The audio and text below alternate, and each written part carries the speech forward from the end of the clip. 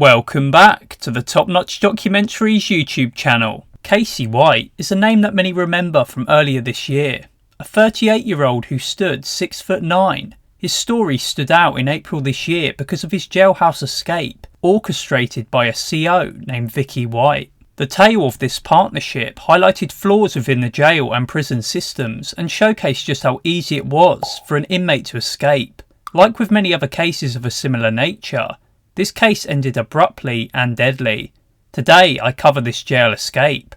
I hope you enjoy.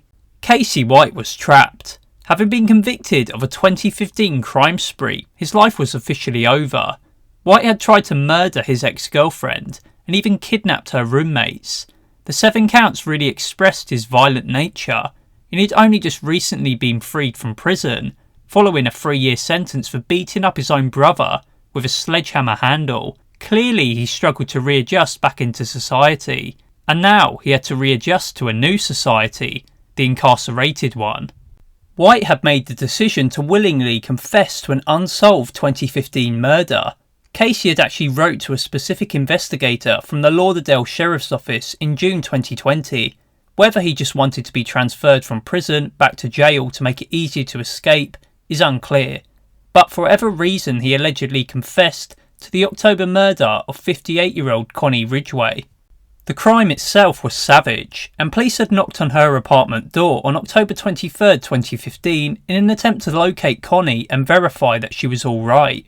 It was a typical welfare check where most of the time the person is found to be safe and well. However, this day would be very different. Upon managing to enter the apartment, Connie was discovered. She was deceased. Her body lay in a pool of blood in the living room, with visible stab wounds covering her body. Just who would kill this 58-year-old? A good neighbour by all accounts, Connie had once checked on her neighbour during a 2011 apartment building fire and was attempting to help out this neighbour. This wasn't a woman who deserved to die in this manner, and the community quickly evolved into a state of fear and panic. Murders were a rarity in the quiet town of Rogersville. Something as brutal as this really made everyone suspicious of one another. Despite investigators working tirelessly to uncover the mystery of who had killed Connie, little new evidence came into the picture. It would be revealed that Casey White had actually been questioned about the crime, but didn't voluntarily come forward to confess to the murder at the time. The murder had taken place around the time of his crime spree, back in 2015, and statements he gave match unreleased evidence to the crime scene. Casey White was now back in jail, awaiting trial for Connie's murder. He was hit with additional charges which included capital murder during a first-degree burglary and murder for pecuniary gain. This charge implied that he was paid to carry out the murder, but how believable this is uncertain. 5 years following the crime, during his October 2020 arraignment, White pleaded not guilty by reason of mental disease, and this mental insanity defence could have been White delaying the trial, as he wanted to push it back so that he could remain in jail longer. White had nothing to lose, and knew that this could be his last chance at getting out. Casey White was dangerous, and he'd even tried a separate escape plan in October 2020. White had created shivs in the shower and wanted to hold someone hostage during his escape.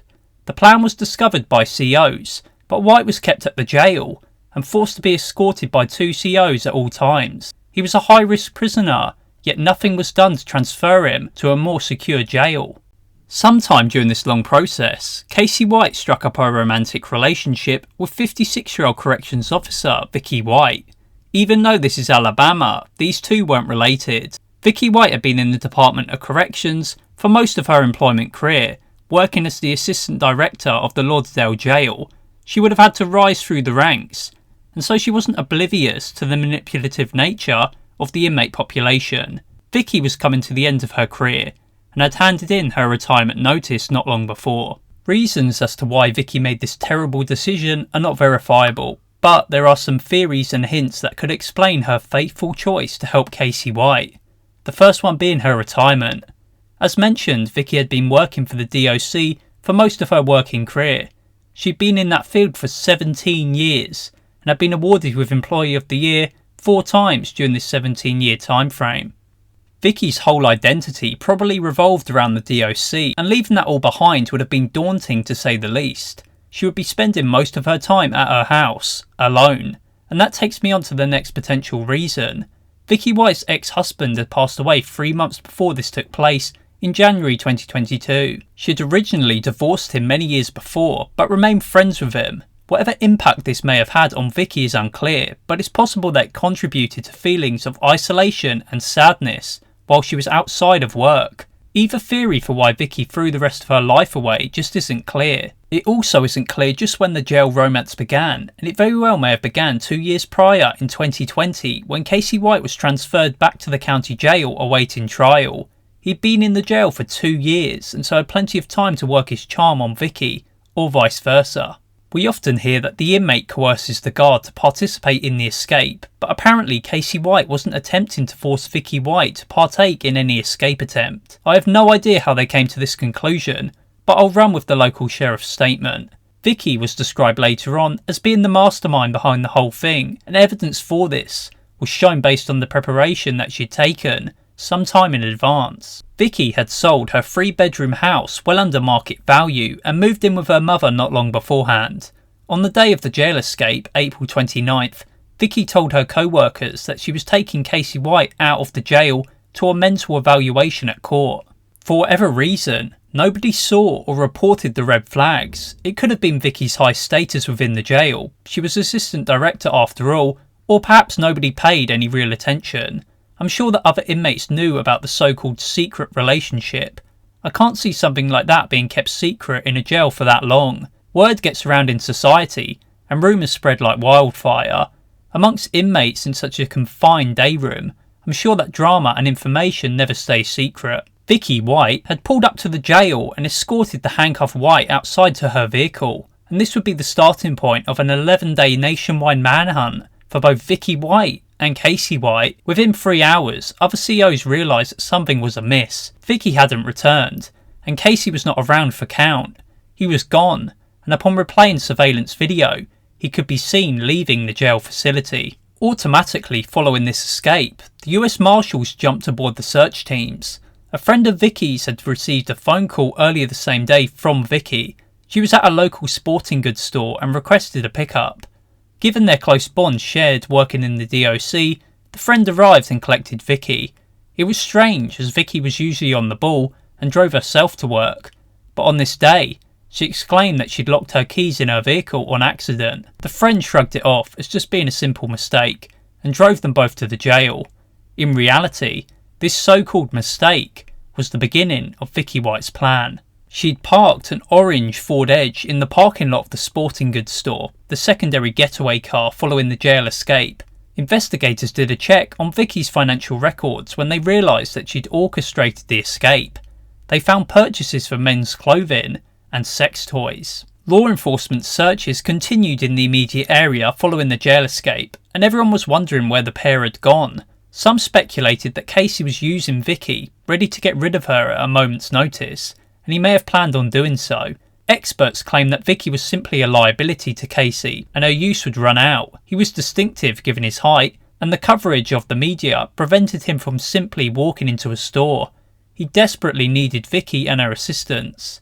Whether it was Casey or Vicky who was the liability isn't a definitive answer, but the pair stuck it out from the looks of it. Vicky's orange getaway car was soon located in the state of Tennessee, and it looked as though they were heading north. It had been towed in the days prior, and the pair had managed to find a new ride being advertised by a local homeowner. The break in this case came when the media publicly noted their bright coloured car, and this led to an inescapable series of events that put the spotlight on the couple. New tips and leads were flying into the tip line for the case, and investigators realised that this couple weren't going to be able to get away forever, and soon they'd be apprehended. The pair were following media coverage about the case as they made it to Evansville, Indiana. They ditched the Tennessee vehicle at a car wash and were observed in disguises, including wigs.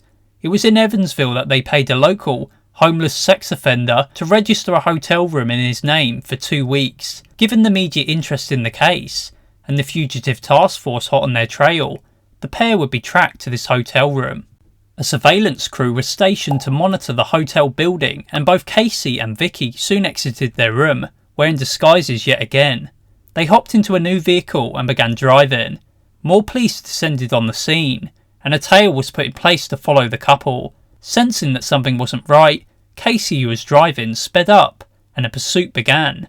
Police rammed the Cadillac, and it flipped over during the chase. Vicky and Casey survived this crash, but as police rushed over to get them from the wreckage to arrest them, they heard a single gunshot, followed by the voice of Casey White. "Please help, my wife.